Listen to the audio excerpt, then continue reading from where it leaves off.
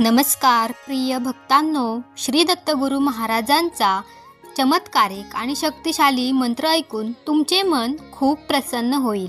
लाखाऐवजी इतके पैसे मिळतील की तुम्हाला त्याची अपेक्षाही नव्हती.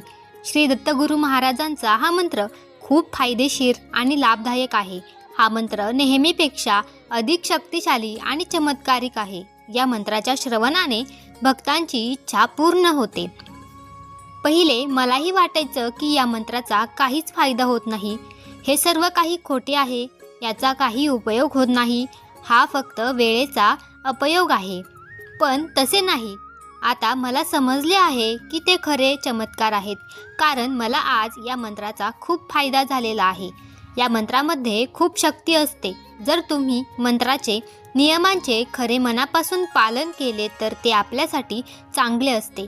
इथे काही लोकांना असे वाटते की मी इथे 2 मंत्र ऐकेल आणि मला लगेच चमत्कार दिसेल, परंतु तसे नाही. यासाठी मनापासून मंत्र जप पूर्णपणे ऐकावा लागेल, तरच कुठेतरी जाऊन या मंत्राचा प्रभाव आपल्याला चमत्कार पाहायला मिळेल. मंत्र ऐकताना मन लावून ऐकावा. हा मंत्र ऐकताना श्री दत्तगुरू महाराज यांना तुमच्या मनातील इच्छा सांगा. हा मंत्र ऐकल्याने श्री दत्तगुरू महाराजांचा तुमच्या मनातील इच्छा लगेच पूर्ण करतील.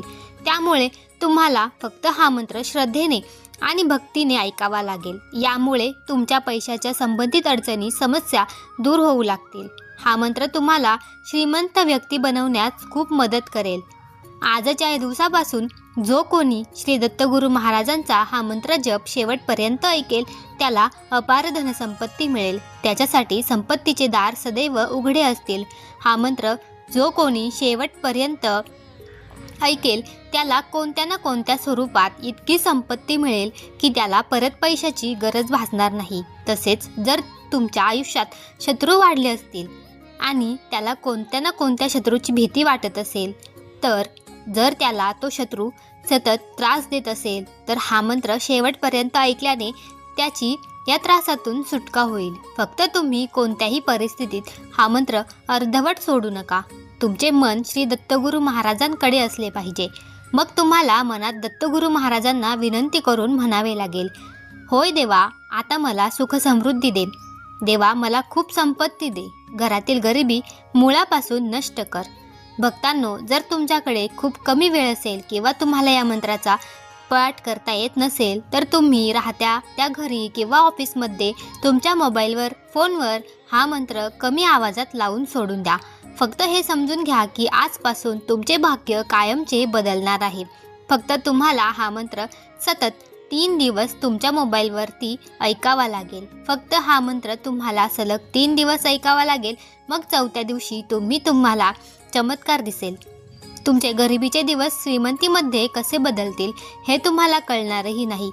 जप सुरू करण्यापूर्वी जर तुम्ही पहिल्यांदा या चॅनेलवरती व्हिडिओ पाहत असाल तर चॅनेलला सबस्क्राईब नक्की करा. आपल्या स्वामी परिवाराचे सदस्य व्हा. चला तर जास्त वेळ न लावता आपल्या मंत्र जपाला सुरुवात करूया.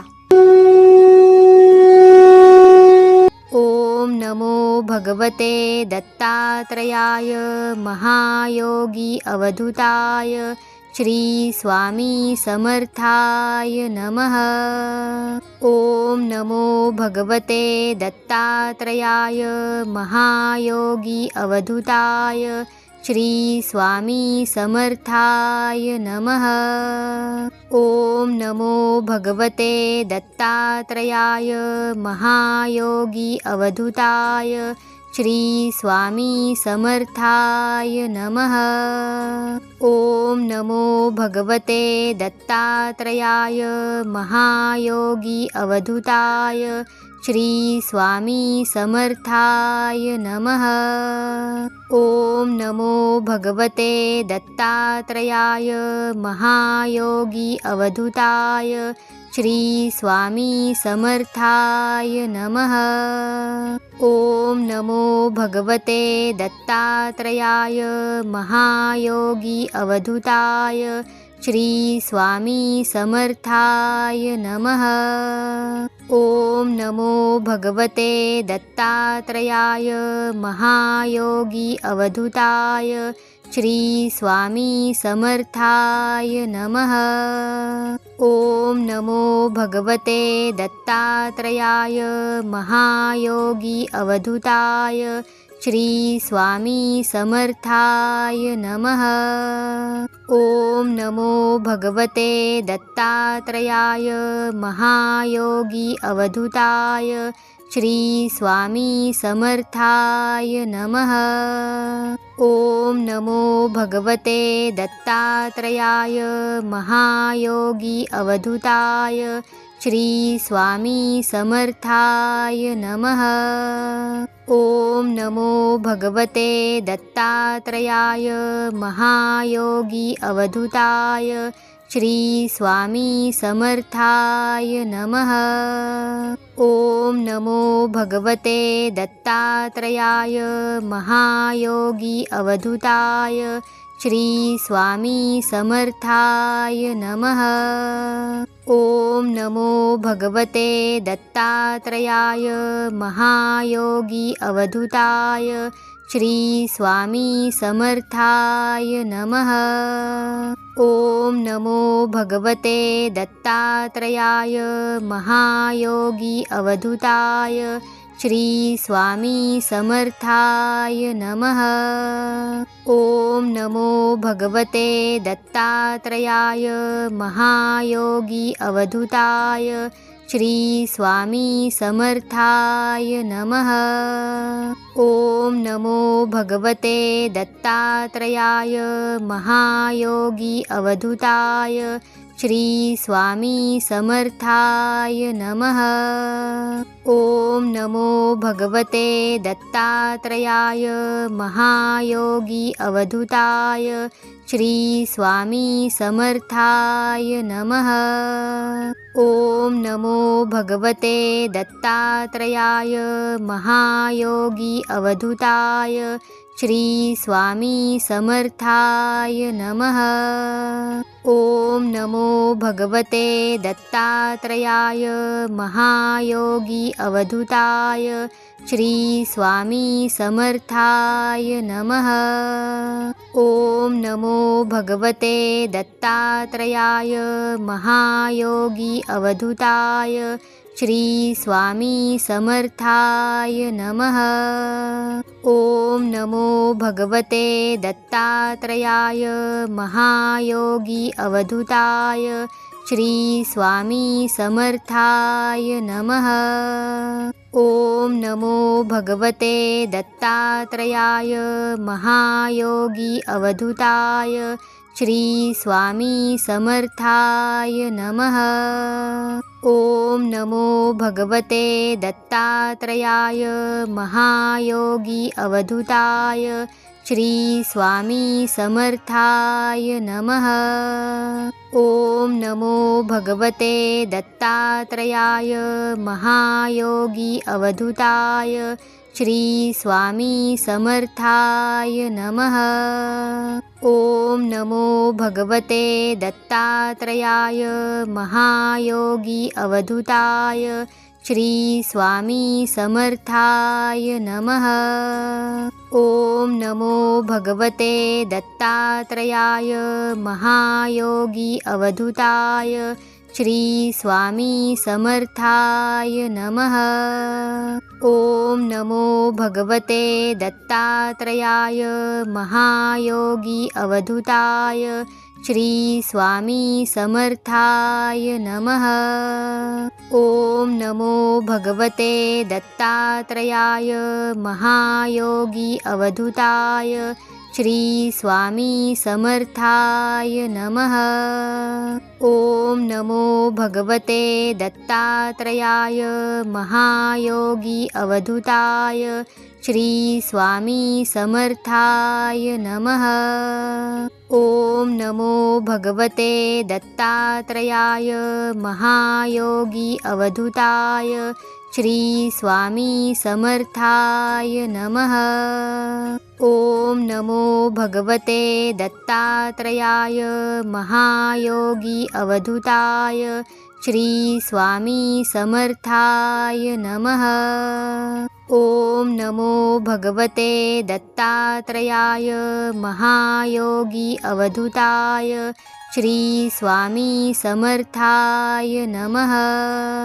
ओम नमो भगवते दत्तात्रेयाय महायोगी अवधूताय श्री स्वामी समर्थाय नमः। ओम नमो भगवते दत्तात्रेयाय महायोगी अवधूताय श्री स्वामी समर्थाय नमः। ओम नमो भगवते दत्तात्रेयाय महायोगी अवधूताय श्री स्वामी समर्थाय नमः। ओम नमो भगवते दत्तात्रेयाय महायोगी अवधूताय श्री स्वामी समर्थाय नमः। ओम नमो भगवते दत्तात्रेयाय महायोगी अवधूताय श्री स्वामी समर्थाय नमः।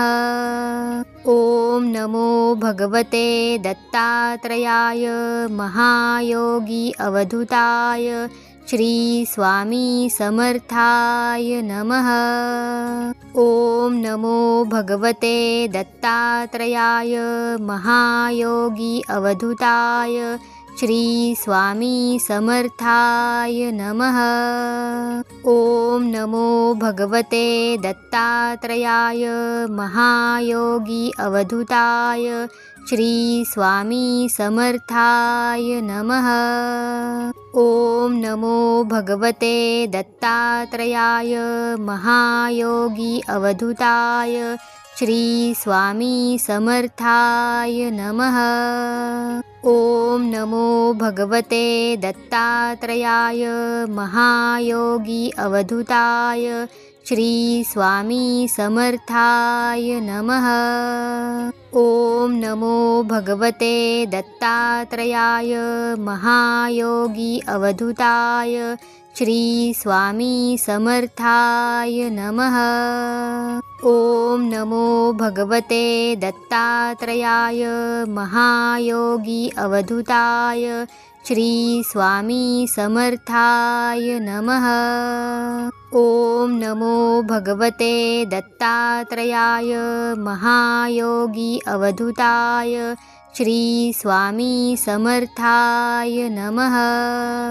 ओम नमो भगवते दत्तात्रेयाय महायोगी अवधूताय श्री स्वामी समर्थाय नमः। ओम नमो भगवते दत्तात्रेयाय महायोगी अवधूताय श्री स्वामी समर्थाय नमः।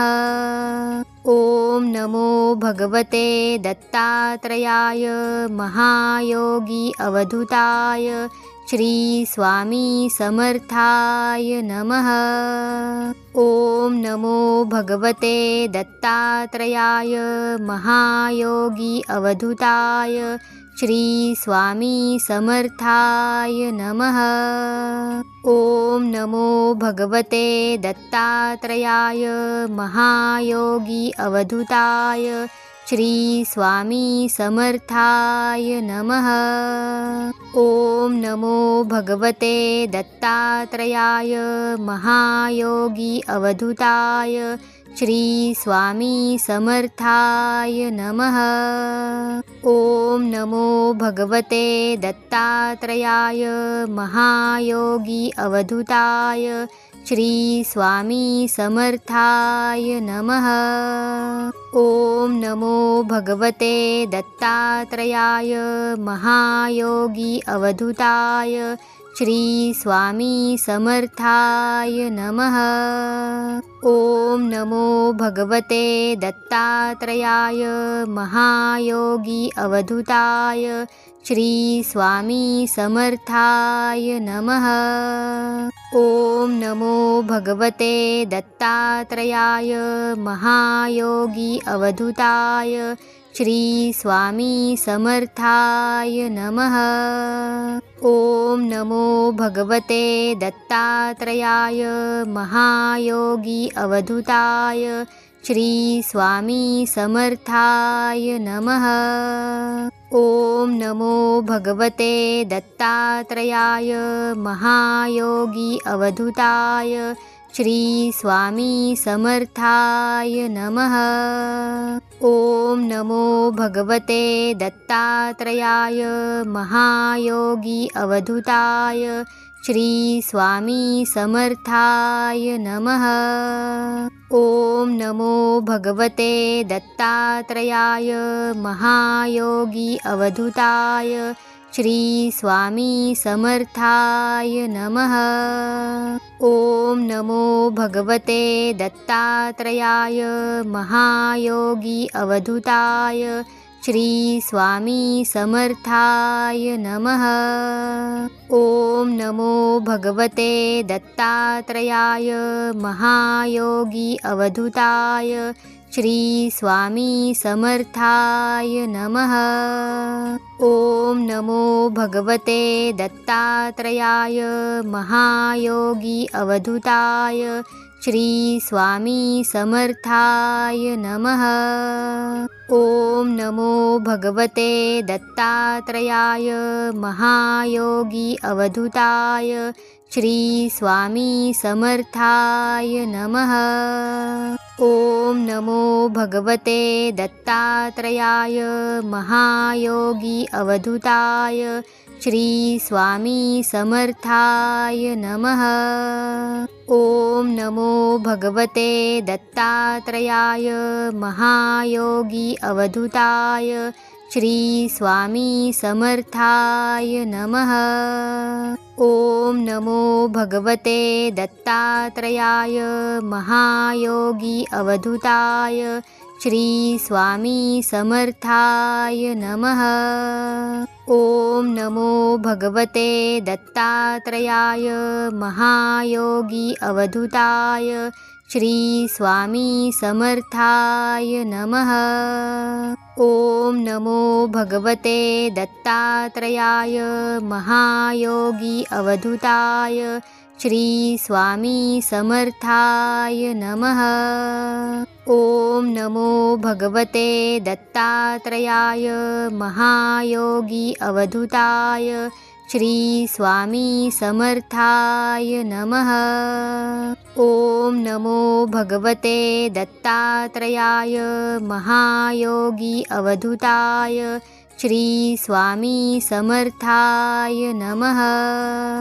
ओम नमो भगवते दत्तात्रेयाय महायोगी अवधूताय श्री स्वामी समर्थाय नमः। ओम नमो भगवते दत्तात्रेयाय महायोगी अवधूताय श्री स्वामी समर्थाय नमः।